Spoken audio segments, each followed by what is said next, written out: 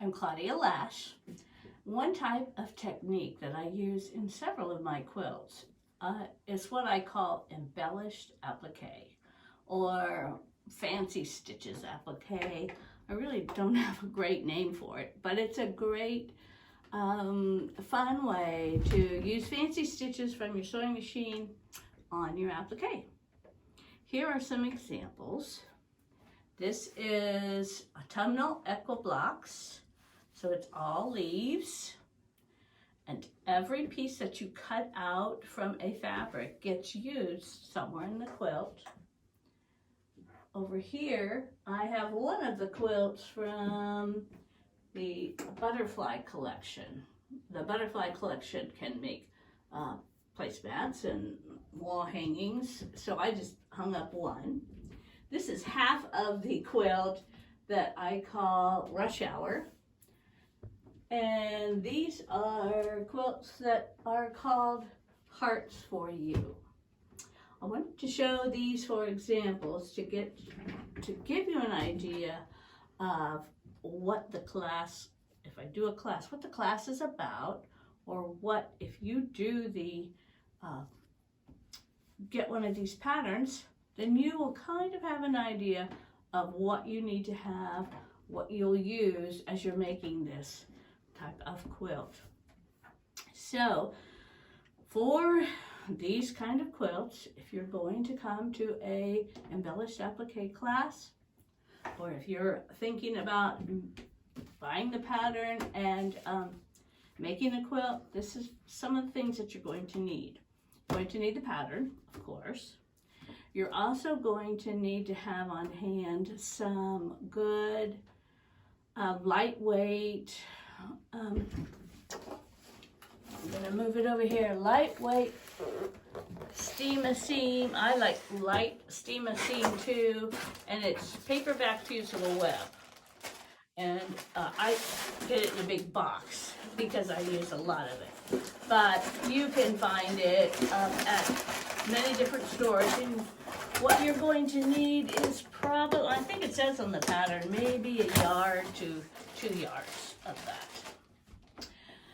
Then you're also going to need different fabrics. The fabrics, we all have lots of different scraps, but what you're going to need is at least about a 10-inch square of your focused fabrics. For example, if you're going to do the fish, you're going to need a 10-inch square of a color fabric, and you're also going to need a fabric for what I call background fabric. So you're going to need more of that, and it tells that on the pattern what you need. I also suggest that you, when you get your fabrics, that you get or use batiks, or you make sure that your fabrics are pressed really well, maybe add a little starch to them, because they're going to be, we're going to be cutting on them, and you don't want some real thin, flimsy thing. For one of my patterns, I had some silks, and so I used silk fabrics, and those are great. But you do have to have at least a 10-inch square or so to use for your focused kind of thing. So you need your fabrics. You can always press them with a little starch, that helps. If you don't, especially if your background's kind of flimsy. Press it really good with some good best press or starch or sizing, whatever.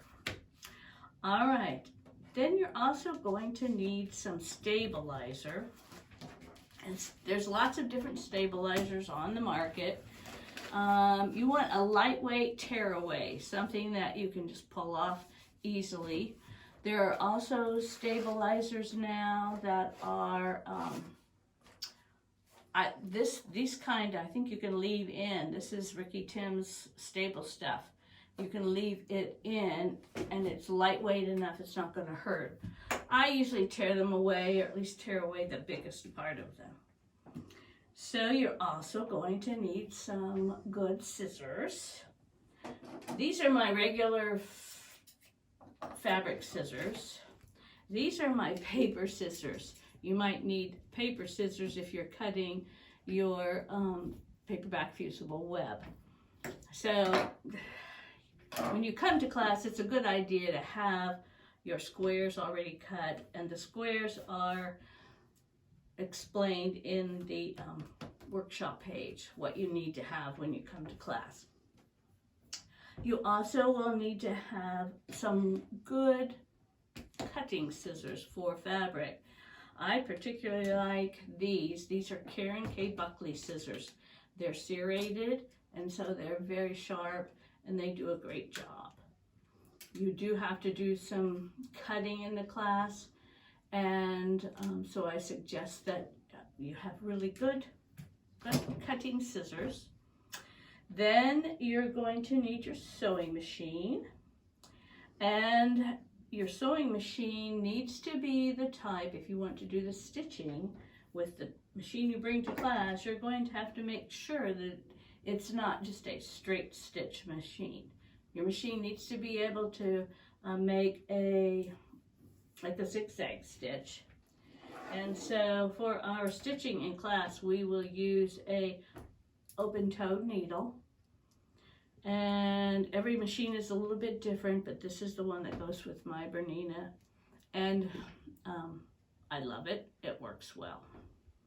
You're also going to need some threads. Now in class, we will get the blocks ready. We will get maybe 1 or 2 or 3 blocks ready, and then we will look and play and try to stitch some of the blocks. So I have lots of thread. This is just my pink basket. I have lots and lots of threads, and you may have lots too at home. What I suggest that you bring is just a few spools that might go with or contrast with your colors. I have all these pinks out, but I really don't have much. Maybe I could use a lightweight pink or something with this fabric. When you bring your threads, you're also going to have to remember that different threads mean different needles. So our decorative threads today can come in different weights. I look at the top of the spool. This is a King Tut, which is a good brand made by Superior, and it says 43. It's a number 43, which means it's 40 weight. You do need to use, and it says on the spool, use a 90-14 needle. So you make sure you have some 90-14 needles if you're bringing this heavier thread. A lot of the threads are, I don't know, this seems like an 80 weight thread, or I mean a 50 weight thread. It's not, you can tell by feeling, it's not very thick. So this one will be fine with my usual needle, which for me it's a top stitch 80-12. If you're doing a few of the threads, say use a 100 weight needle. Where was one? I think I saw one earlier that says use a 100. Here's a 30 weight, which that one would probably still get by with a 90-14. But look at your thread, top of your thread, and see what it says. This one may say, yes, this is a new one that I haven't opened, and it says use a 116 top stitch needle. So what threads you bring determine what needles that you have to bring. And remember, for class, we'll probably be doing a lot of playing around with stitches, because I have to play around with stitches before I stitch them. If you can come in close to, well, come in close to these stitches right here, perhaps. And these were the first ones that I did. This is the first kind of embellished applique.